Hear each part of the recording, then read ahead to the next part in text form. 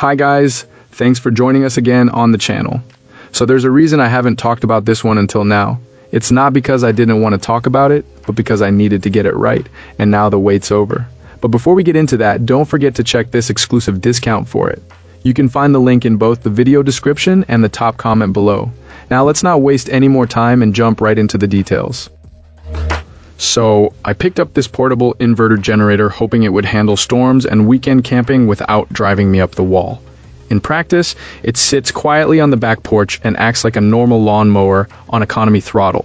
Not silent, but pleasantly unobtrusive, at about 8 feet away with the muffler pointed away. It barely registers over the ambient hum. When I push it to higher demand, you still get a reasonable noise level, nothing shouty or rattly.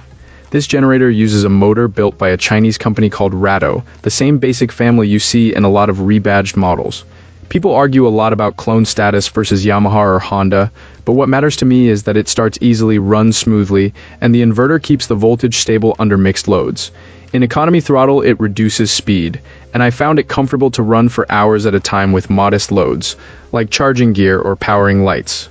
Power comes in around the rated mark. I tested with a heater pulling about 1.5 kilowatts and saw the unit hold that gracefully, with the throttle responding without drama.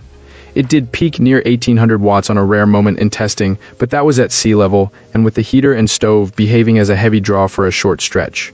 The real-world number I leaned on most was roughly 1200 to 1500 watts during camping runs, with an RV battery getting topped up and phones and a tablet charging. And yes, the built-in universal serial bus port on the panel is handy for charging small devices without firing up a separate charger. If you ever want to run two of these in parallel, you might run into a compatibility snag with some cables. The Yamaha Sidewinder parallel cable was too large for the ports on this unit, and I ended up using a Westinghouse parallel cord that provided the necessary connectors and outlets with a length you could extend with heavier gauge cord if needed. It felt right for the price and the use case though. Do check your cables before you buy. There's a caveat in the tail though. In a late update, the original tester noted fuel leaks on 2 units and had to return them. The exchange through Amazon was smooth, and he eventually moved on to a Yamaha setup. It's a reminder to test and inspect and not count on a single unit when you're counting on it after a storm.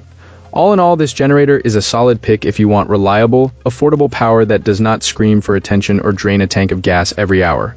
It is not perfect, but for the price, it checks most boxes, quiet enough for a porch, capable power, and a decent feature set, plus a plug to charge small devices without extra gear.